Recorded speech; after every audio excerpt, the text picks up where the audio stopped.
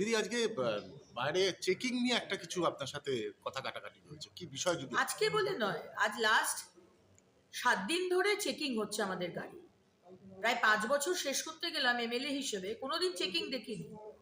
হঠাৎ করে আমরা যখন প্রতিবাদটা একটু মানে জোরদার প্রতিবাদ যখন শুরু হয়েছে বিভিন্ন বিষয় নিয়ে, মহেশতলায় মা তুলসীর গাছকে অপমান করা, আমরা তুলসী নিয়ে ভেতরে ঢুকেছি, আমরা হিন্দু ঝান্ডা নিয়ে ঢুকেছি। সরকার যদি ঠিক থাকে প্রতিবাদ করার দরকার হয় না।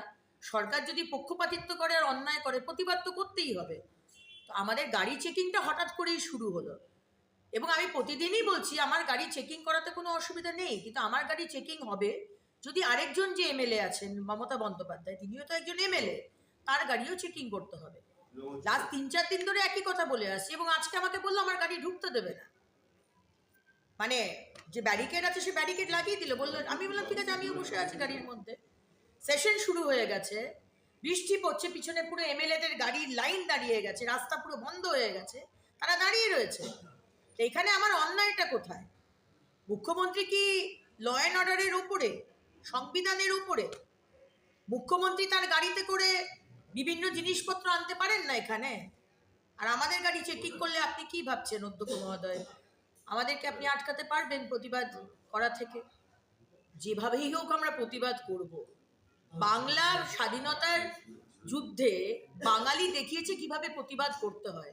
আমরা বাঙালি, আপনি আমাদের গাড়িকে চেকিং করে আটকাতে পারবেন? আজকে সেই প্রতিবাদই হয়েছে শিখবো। এবং আমি জানি না সেটা সত্য না অসত্য, যে সিকিউরিটি গার্ড কথা বলছিলেন, যে স্পিকারকে আমরা বলেছি, স্পিকার বলেছে আপনার গাড়িও চেক করতে হবে।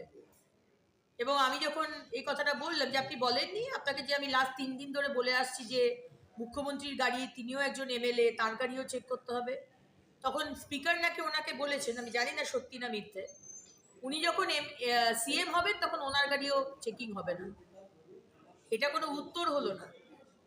এটাতেই বোঝা গেল যে সিএম ল অ্যান্ড অর্ডার, সংবিধান সবকিছুর উপরে এখানে পশ্চিমবঙ্গে, অন্য রাজ্যে নয়, এই পশ্চিমবঙ্গে।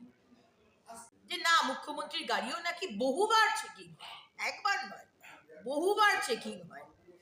আমি বললাম ভালো, যদি চেকিং হয় তাহলে আমার গাড়িও চেকিং করেন, অসুবিধা নেই, কিন্তু নিয়ম সবার জন্য এক হবে। এমএলএর জন্য, বিজেপি এমএলএর জন্য এক নিয়ম, টিএমসির মুখ্যমন্ত্রী এমএলএর জন্য আরেক নিয়ম, এটা তো চলতে পারে না।